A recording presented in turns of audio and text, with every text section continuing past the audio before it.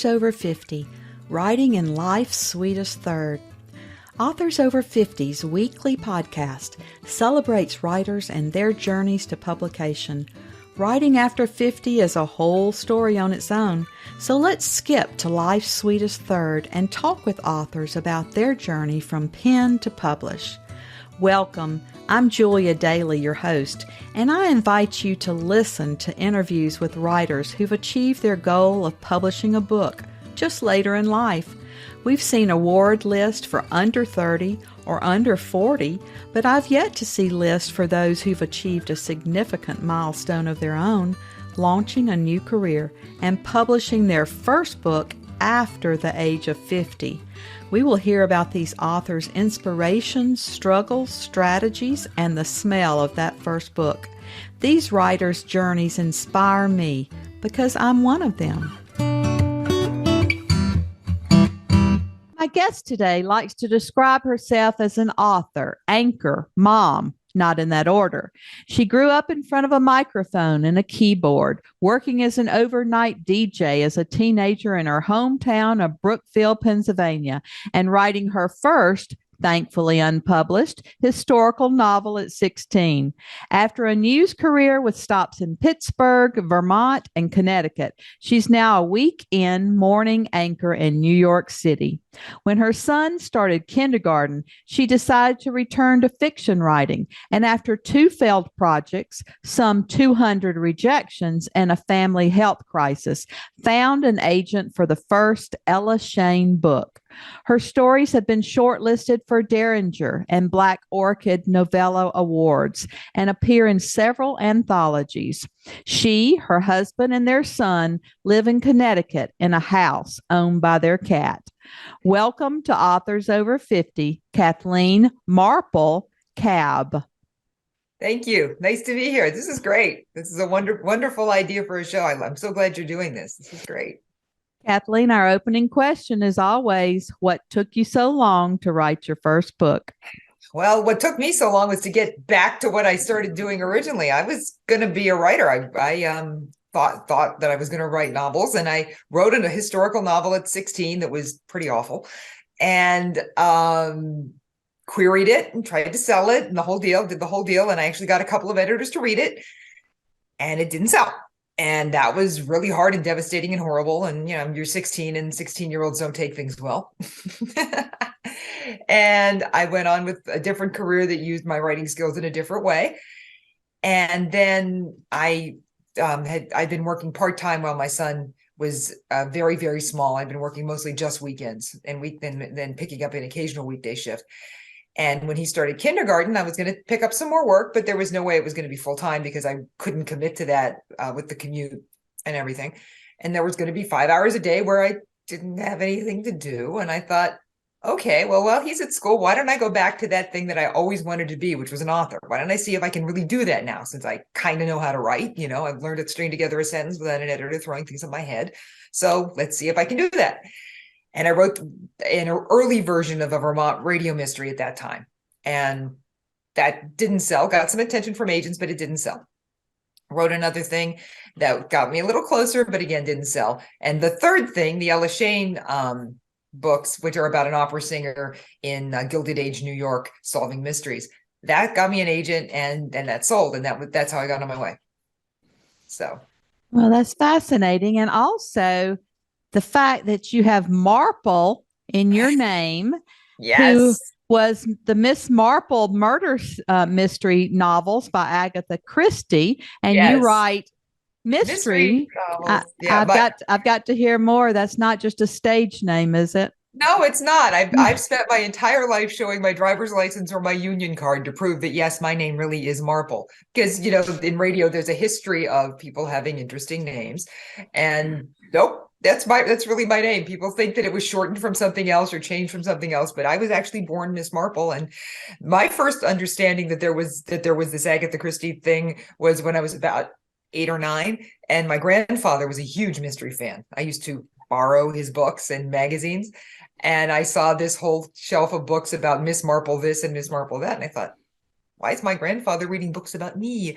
And I picked it up and it was Agatha Christie. And so, I guess it was kind of meant to be. because I got hooked, at that age and started stealing grandpa's books.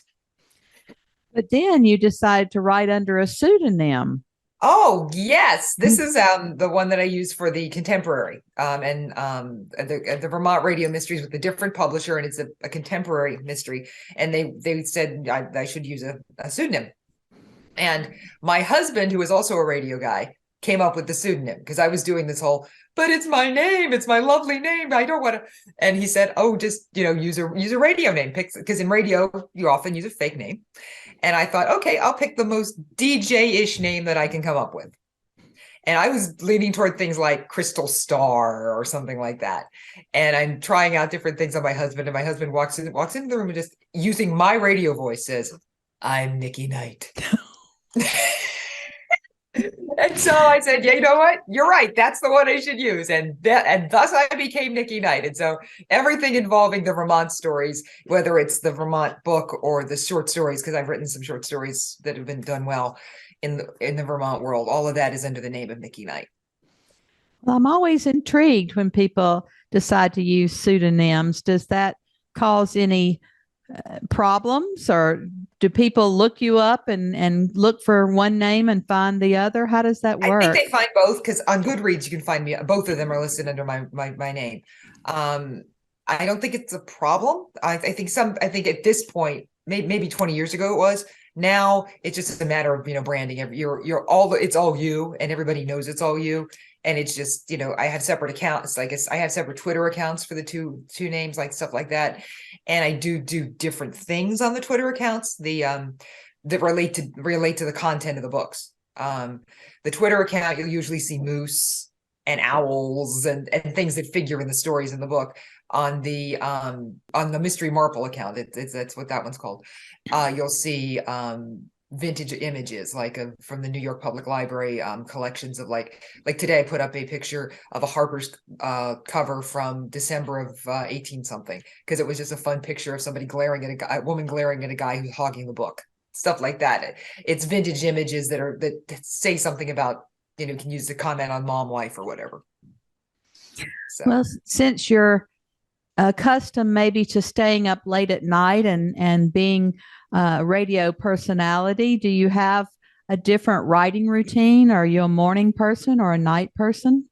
I'm not a morning person. Which is kind of not a revelation, kind of a revelation to people, because I do morning drive. My show is on my shift. Most of the time I work morning drive. I'm a little bit of a specialist, and my work day, when I work, it begins at 2 or 3 in the morning and goes until 10 or 11 in the morning. That's a work day for me. I actually think of it as being it's like I'm a night owl. I'm just still up. I'm not getting up, and hopefully I'm waking the listeners up and getting them on with their day and getting them started with what they need to know. But for me, it's still last night. Because if I think about it as getting up at 2 in the morning and starting a day at 2 in the morning, I can't do that. I would have to stay up all night. I'm a night owl myself. Yeah. And if I had to go to work at 2, I just would not sleep at all. My husband gets up every morning at 3. He's always done that and goes to the gym at, Oh, wow. Yes. Yeah. So he could handle your routine, but I could not unless I just stayed up. Yeah, it's weird because shifts in radio, everybody who does shift work gets used to it in their own way. I don't know any one person who has the same routine as other people do. We all have our own, you get through it any way you can. What do you think is the most difficult part of your artistic process? Plotting. I'm not I wouldn't describe myself quite as a pantser. I call myself a semi-pantser, which sounds like something in my 12-year-old son's, comic books. But for me, the whole thing about writing a mystery, I'm not a conventional whodunit writer in nearly so much as I write like a Columbo, where how do we catch the killer? Not nearly. We have 3 suspects and which one of them did it. I can do that, but I'm much happier doing why and how, and I'm character driven. So for me, the big issues are always structure and plot. And that's always the stuff I have to work hardest on. And I would think leaving those breadcrumbs throughout, Yes. are a challenge as well. It is. it's like building a court case. I mean, that's how I think about it. I guess without a reporting background, you'd probably think about it differently. But having, covered a few murder trials in my reporting days, and living with a reporter, my husband was originally a reporter, so he has that background too. I think about it as building the case to convict whoever did it, and you have this piece of evidence comes up here and this piece of evidence comes up there. And so that's how I think of the structure. But the hard thing for me sometimes is the the whole misleading thing in which other suspects, and some people like to have three viable suspects, and you spring the trap on them at the end and that kind of thing. And that is hard for me to do. I can imagine. How did writing that first book change your process of writing? I was surprised that because I thought, I wrote one at 16. How hard can it be to write a novel? I've already done this, right? And I was surprised at how hard it was, because I'd spent the last 30 years writing news, and in news, it's subject, verb, object. Maybe you get one adjective if it's really important, and it's very tight and it's very crisp. And all of a sudden I have somehow to find 70,000 words to tell a story. And I got to stretch it out. And so it was a real adjustment to have all this time for description. Description in news beyond that word or two to tell you who you're dealing with is the great Satan. You can't spend 5 minutes describing the cute little house where the victim lived. In fiction, you're expected to spend 5 minutes describing things, and particularly in historical fiction, which the Ellis series is historical. And there's like a certain expectation for what I think of as costume porn. People want to know what the main characters are wearing. My historical characters, most of them have a color. So, like Ella is usually wearing something lavender, and you want to know what it looks like. And so I'm very careful to describe what it looks like, and what, and the manners and things like that. And all of that stuff is stuff that is not part of writing news. That was a real adjustment. I've heard that from other journalists. They get so accustomed to writing such quick descriptions and making everything so tight that they do find it difficult to stretch it out. The one thing that does writing for radio particularly is very good for, though, is dialogue. You hear people say, read out loud, read everything out loud. I don't really do that anymore because I can hear it. I can see it. I hear it. And I don't see my copy nearly as much as I hear it. I drive copy editors crazy because I have no idea where to put commas. None. And they, but I hear I hear my copy, and I almost immediately catch something clunky. If there's something that somebody shouldn't be saying, I know right away, almost right away. Yeah. Well, what's the inspiration for each of your books? Do you draw from the news that you're reporting every day? Kind of yes and kind of no. I mean, I work in New York, and New York has a lot of gritty, ugly crime stuff. Even when it's not a high crime period in New York, there's a lot of just ugly stuff. And I write what are considered cozy mysteries, historical or modern. They're cozy. They're on the cozy end of the spectrum. And I don't want to. My goal is to not write about a case that would ever cross my desk. So there's not going to be blood on the floor, and body parts scattered all over the Bronx. That's not that's not the kind of thing I do.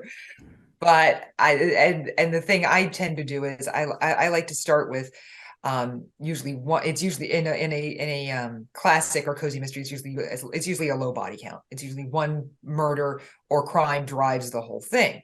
And there might be a subsidiary crime adjacent to that, but it's usually one. And so I like to start with something that is somebody who we might say was kind of asking for it. And we're kind of glad they're not in the world anymore. And then figure out how that, why we removed them from it and who did it. And a lot of times, not all the time, but sometimes my killers are more sympathetic than my victims.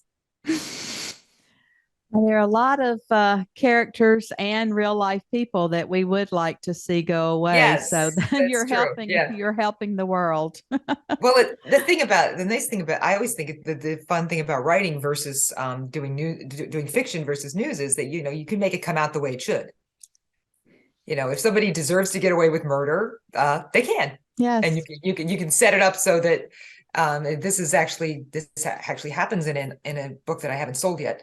That it's an old crime, and it was not really a crime. They find the body, they find the skeleton, and it's not really a crime. It was a domestic violence situation. The guy came at the woman, and she and her friend, she killed him. Her friends helped her get rid of the body, and this all happened 40 years ago. And none of this would be a crime now. Nobody would be charged with anything. In fact, they'd all be sent to counseling, and that would be the end of it. But 40 years ago.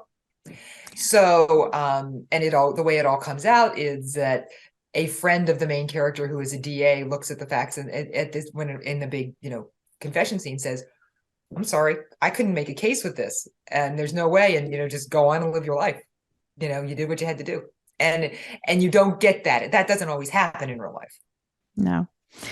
My husband always says if he were king of the world, justice would prevail. Yeah. But everybody has a different idea of what justice is. Exactly. Were there any specific books, seminars, writing retreats, or groups that you can share that improved your writing journey? One of the things that I think I would have done, the big thing I would have done earlier, is join Sisters in Crime. If you're any kind of mystery writer, and you don't have to be, by the way, a female, misters and everybody else is welcome. We're really, really super inclusive. Sisters in Crime has an incredible amount of support for writers. They've got webinars, they've got all this online support. And more than that, it's just a community of people who are going through the same thing you are.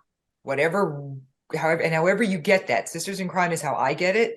Whatever you need to do to get around writers and be with people who write is extremely important, because only writers understand what writers are going through, especially at the querying phase, or if you're self-publishing, when you're trying to sell the book. However you are trying to sell those books, you got to be around writers. I agree. And our writing community is such a generous one, and everyone's willing to share and tell what worked or what didn't work for them. Yeah, and what you learned the hard way. And I mean, that's one thing I really try to do. If I learn something the hard way, I want to try to prevent somebody else from going through that. Yes, and it does help to prevent those same steps on the journey. Yes. Why don't you tell us a little bit about the passage you've brought to share today, and then read from it so we can hear your tone and voice in the book? Sure. This is actually from the Vermont radio book, Nikki Knight, Live, Local, and Dead. And this is the opening of the entire book. This is where we meet Jay Jordan, who has just taken over a small radio station after her husband survived cancer, but their marriage didn't. And there are some protesters out front who don't like the fact that she got rid of satellite talk and started playing love songs at night. They're angry, and they want their daily dose of angry. And so they show up every Tuesday, all two of them, in their little greatcoats and muskets, and they complain. And so Jay's had enough. And so we begin with chapter 1, Frosty Bites the Dust. I shot the snowman, but I did not kill the guy inside. Sounds kind of familiar, doesn't it? I didn't catch the echo or a lot of other things at first. It was only later, after the state police and the locals and the medical examiner had done their work and I was back to doing mine, that I played I Shot the Sheriff for the Marley dude, and there it was. I shot the snowman. You're welcome. I like to share a good earworm. I don't love snow, and I don't love small towns, and I really don't love running a radio station. Too bad for me, because here I was, stuck in this frigid corner of East Hell, trying to make live local radio work and not go bankrupt. So it was all request love songs at night, brought to you by the hardware store, the mini mart, and the town legal notices. One thing I can promise you is that it's a good show. Sorry, not sorry. I happen to think the occasional sappy love song happens to add to the general positivity of the world. Lord knows everybody needed some freaking positivity. We'd returned to the frozen tundra because David survived the cancer, but our marriage didn't, and it seemed like a good way to give our daughter two parents close enough for her, but separate enough for us. It was probably a good thing he wasn't there to try and talk me down, considering I was armed and all. He'd just taken over the English department at the community college across the river in New Hampshire, moved into his parents' house, and started work on a decent memoir and an impressive list of hookups. I'd taken the buyout from the new overlords of the New York City station, where I'd been your happy and friendly workday DJ pal for most of the last decade, and gotten a deal on what was left of WSV, the place where I had my first on-air job when it was still a real radio station. Anyway, the station was doing okay, thanks to lots of goodwill, good friends, and good hard work. Well, mostly goodwill anyway. We had a couple of dead enders who could not accept that the music had replaced their man crush. And they were what I got. Every Tuesday at the former airtime of the Edgar and Anger show, they appeared in full costume to demonstrate, straggling back and forth in front of the station with muskets that had started unnerving and now were just stupid. And that's how I ended up standing on my recently painted but sagging porch that February evening, listening to 5 o'clock Herald chant, "Bring back Edwin Anger. Edwin is angry and so are we."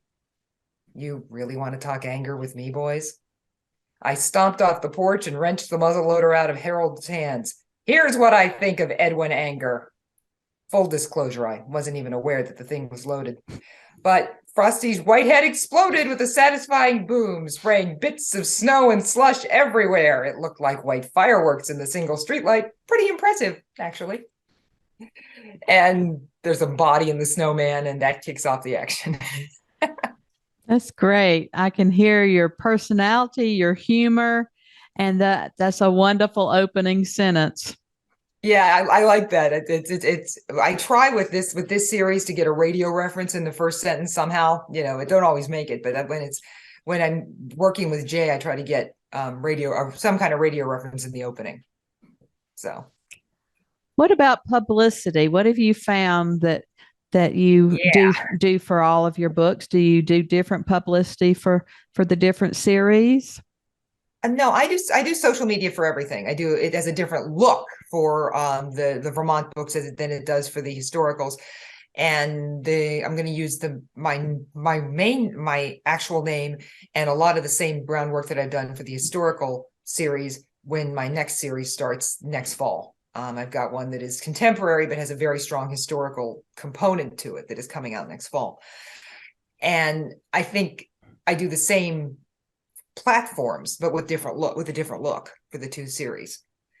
And I'm a pandemic debut. I was a lockdown debut. My first pub date was April 28th of 2020. And it did it from the basement. Which really, I think, really hobbled the getting out there. You can do a lot with social media, and I have, and we all have. But there's really nothing like being out there at conferences and making the acquaintances and the connections and things. And I think you could probably tell people who have written things that are roughly similar to mine. They may be somewhat better than me. I'm not arguing that they're not better writers than me, but they really got a much better start just by being a tiny bit beforehand and being able to go to conferences in advance. Then I'm totally locked down. And that's a real problem. That's been a real problem. Do you go to mystery conferences? I meant to. I was actually going to have gone to my first one in November. Unfortunately, everybody in our house got COVID. So you passed the pandemic inside, and then you got COVID on the outside. Yeah. And my husband is a cancer survivor, so we have to be extremely careful for him. And we've been extremely careful for him. And then everything was fine and everything looked good. And then nope. So next year, and I'll be at conferences next year. I don't know how many or which ones, but I'm definitely getting out of the basement next year. Well, people love those mysteries, so I think you have a lot of opportunities out there available to you. Yeah, and when I'm able to do in-person events, and I've done some around Connecticut, and I'm starting to branch out a little bit and get out there. And whenever anybody asks me to do anything, I do anything. I'm easy. If it's a virtual event, if I can possibly be there, I will. And if it's within a reasonable drive, I'm there. I will be there. From now on, I can start moving forward as long as, barring insanity. Yeah. But it's hard. It's really hard to get going. What do you think was the best money you've ever spent as a writer? Best money I've ever spent as a writer probably is on the membership to Sisters in Crime and Mystery Writers of America. Professional memberships do not hurt you at all. You need that. I love surrounding ourselves with our community and those who write the same genre, especially. Yeah, absolutely. And I really stick with that idea that you need to be around writers, because no matter how supportive your family is, and I have a great supportive family, But my husband doesn't know what is a very minor rejection to most people feels like, because it's the fifth one I got this week, feels like a huge, big deal. And that's something that only a writer gets, And it's not fair to parse plot points with your spouse beyond a certain point. It's just not. Very true. What does writing success look like to you? I think right now, just getting to keep playing, being able to keep trying, being out there, getting work out there, and getting, having another book coming up. That's success. At the economy is so terrible. The publishing industry is a mess. No insult intended to the people who work there, but they don't know it's hard to know what the direction is, and it's hard to know what's going on. And I don't mean it in any negative way toward people who work in publishing, but everything is so fluid and so up in the air that I think as long as I can keep selling work somewhere, I'm happy right now. In publishing, the industry is so humbling. So we all just have to keep throwing things against the wall and hoping that they stick. It is. It truly is. If more than 1 million titles are published in the U.S. every year, we just wonder how we're ever going to stick our hand up and be seen. Yeah, it is really a tough thing, and it's hard. And even if you think you've got some stuff that makes you unique, or you think you're a really good writer, or you are even seen as a really good writer, that doesn't necessarily mean anything. I wrote 3 really well-regarded historical mysteries that very few people heard about because very few people heard about them during the pandemic. Yeah. And I think that people who debuted during the pandemic or shortly after, we have kind of gotten a bad deal too, because people say, oh, but people read during the pandemic and there was all this reading going on. And yes, there was, of established writers. People were not picking out new stuff unless you got somebody who was a super big writer to say, oh, go read her stuff, which most of us didn't. The pandemic really killed or severely limited a lot of publishing careers, I think. And a lot of writers found that they couldn't even write during the pandemic. Yeah. Some were very productive, and others couldn't write a sentence. Yeah, some people really shut down. I remember seeing a lot of that. And then everybody who thinks they can write something and can't was out there writing their faces off and taking up the space that we'd like to get in front of the people, that good writers are trying to get in front of publishers and agents and things. And there's this guy in a basement who thinks he wrote the world's greatest novel, who's in front of us because he thought he'd write a novel during the pandemic and doesn't know anything about it. Yeah. Yeah, there's so many good works that fall through the cracks. Yeah. Well, Kathleen, as always, our last interview question is, our authors over 50 are quite unique. Do you have any advice for writers 50 and above? Right.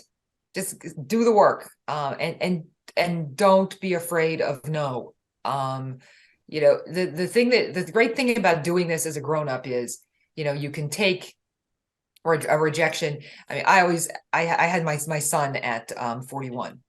And for the longest time after that, when something hard came up, I said to myself, I've done labor, I can do this. Well, it's the same thing with writing. You say, you see this, oh my gosh, can I write a query? Can I face the rejection? Is this going to be you've done life. You can do this. If it's that important to you, get going and do it. Yeah. I think that's great advice. And I think there's a reason why writing and publishing these books is compared to birthing a baby, because that's what it feels like sometimes. Sometimes it does, yeah. But you've got the personality to get yourself through it. And I think we're just very excited to have you with us here today. And we are so happy to now say that you're one of our authors over 50. Thank you. Thank you. Thrilled to be here. Thank you for joining us today. Please look for Authors Over 50 every Thursday, when we will have conversations with accomplished debut novelists over the age of 50. Please subscribe and share with a friend, and check out my own publication journey after 50 at www.authorsover50.com. www.juliadaily, that's DAILY, like dailynewspaper.com. Until next time, keep reading and writing. And remember, it's never too late to fulfill a dream in life's sweetest third.